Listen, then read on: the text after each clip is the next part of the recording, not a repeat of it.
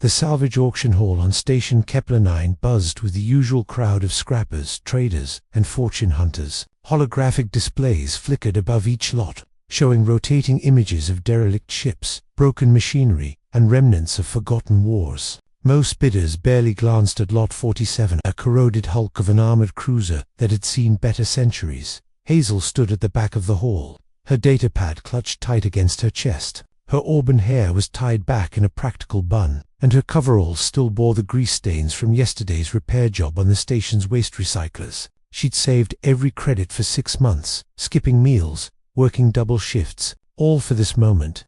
Lot 47, the auctioneer's voice droned through the speakers, sounding as enthusiastic as a malfunctioning service droid. Pre-collapse armored cruiser, designation Valorous, hull integrity at 14%, no functioning weapons systems, life support offline, reactor core status unknown. Opening bid, 10 credits. Silence. The hologram rotated slowly, revealing the cruiser's broken spine, its shattered view, and armor plating that looked like it had been chewed by a stellar leviathan. Hazel could hear snickers from the Zenthari traders near the front, 6 slimmed beings who considered humans to be useful only for manual labor. 5 credits. The auctioneer tried again, desperation creeping into his artificial voice. More silence. Someone coughed. Hazel's hand trembled as she raised her 6 credits. Heads turned. The Zenthari chittered among themselves in their clicking language. Amorvian merchant's triple eyes blinked in what she assumed was disbelief, or pity, possibly both. 6 credits from bidder 2847, the auctioneer announced. Going once, going twice, sold. The gavel's digital strike echoed through the hall, and Hazel felt her heart hammering against her ribs. She'd done it. She owned a starship, a ruined, possibly irreparable starship, but it was hers. You're insane, Leo said, appearing at her elbow. Her childhood friend looked concerned, his dark eyes searching her face for signs of a mental breakdown. That thing is a coffin waiting to happen. The core alone could be salvageable. Hazel interrupted, already heading toward the claims office. I know what I'm doing, Leo. Do you? He fell into step beside her, his long strides easily matching her determined pace. Because last I checked, you're a recycler tech, not a starship engineer. That cruiser is from the human colonial navy pre-collapse era. Nobody's kept those systems running for 300 years. Then I'll be the first. Leo sighed, running a hand through his short black hair. At least, let me come with you. Someone needs to make sure you don't decompress yourself in the first 5 minutes. Hazel stopped and looked at him properly. They'd grown up together in the station's lower decks.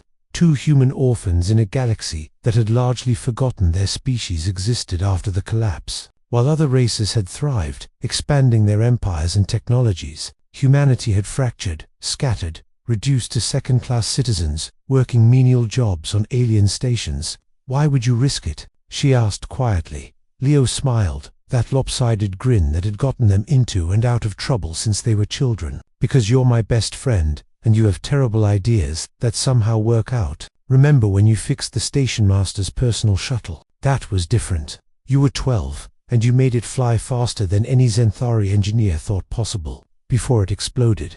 After we landed safely, Leo corrected. The explosion was just dramatic flair. Despite everything, Hazel laughed. 3 hours later, they stood in the Valoris's cavernous hangar bay, their magnetic boots keeping them anchored in the zero-gravity environment. Hazel's helmet lights cut through the darkness, revealing twisted metal and floating debris. The ship groaned around them, a sound like a dying giant. This is worse than I thought, Leo admitted, his voice crackling through the calm. Hazel, the structural damage alone, look at this. Hazel had found a panel, surprisingly intact, with human colonial navy markings still visible. She brushed away 3 centuries of dust and ice crystals. These ships were built during humanity's golden age, before the collapse, before we lost everything. She pulled the panel open, revealing circuitry that made Leo whistle low. That's quantum wave processing. Nobody uses that anymore. Too expensive, too complex, or too advanced for everyone else to figure out, Hazel murmured, already scanning the connections with her datapad. Leo, the Zenthari, the Morvians, all the council races they build for planned obsolescence. Replace, upgrade, throw away. But humans, we built things to last. This didn't last. It's a wreck.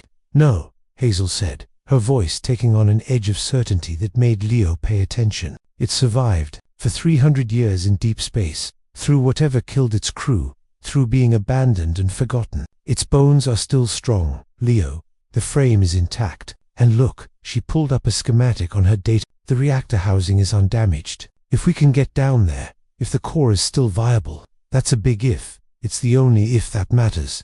Over the next 3 months, Hazel and Leo practically lived on the Valorous. They salvaged parts from junkyards, traded favors for equipment, and worked until their hands bled and their eyes burned from fatigue. The station's inhabitants watched with amusement, then curiosity, then something approaching respect. As the ruined cruiser slowly came back to life, Hazel discovered that human engineering from the pre-collapse era was built on principles the current galaxy had: forgotten redundancy, adaptability, and a stubborn refusal to accept limitations. Every system had 3 backups. Every backup had worked. It was as if the original engineers had known their civilization might fall and had built their ships to survive without them. The reactor core, when they finally reached it, was a Marveler fusion quantum hybrid that Leo initially declared impossible. This shouldn't work, he muttered, staring at the readings. The energy output ratios violate modern thermodynamics. Modern Zenthori thermodynamics, Hazel corrected, already initiating the startup sequence. Human physics were always a bit more optimistic. When the core hummed to life, light flooding through the Valorous for the first time in centuries, they both stood in silence, watching as system after system initiated life support, gravity plating, navigation, weapons. Hazel Leo whispered, looking at the tactical display. The weapons systems, they're not just functional, they're better than anything currently in service. These rail cannons, the shield generators, this ship could go toe-to-toe with a modern Zenthari dreadnought. Hazel smiled, feeling the deck vibrate beneath her feet as the Valorous awakened fully. Through the main viewport, she could see Station Kepler-29, and beyond it, the stars that humanity had once claimed as their birthright. 6 credits, she said softly. I bought human history for 6 credits because everyone else had forgotten what we were capable of. The cum crackled. It was the station master, a Zenthari named Crystal, his voice tight with barely concealed panic. Human vessel, Valorous, you are not cleared for. Actually, Hazel interrupted, settling into the captain's chair that molded perfectly to her frame. We're just leaving. Thanks for the auction. As the Valorous pulled away from the station, its ancient engines purring with power that made nearby ships scatter, Hazel felt something she hadn't experienced in her entire life. Pride in being human. Leo leaned against the navigation console, grinning. So, Captain, where to? Hazel looked at the star charts, at the vast empty spaces marked as unreclaimed human territory. Home, she said. Let's go find what else they forgot about us. The Valorous jumped to FTL, leaving behind a station full of aliens who had just been reminded of a crucial fact. Humanity hadn't fallen because they were weak. They'd fallen because the galaxy hadn't been ready for how strong they truly were. And now, Hazel intended to prove they still weren't ready. End.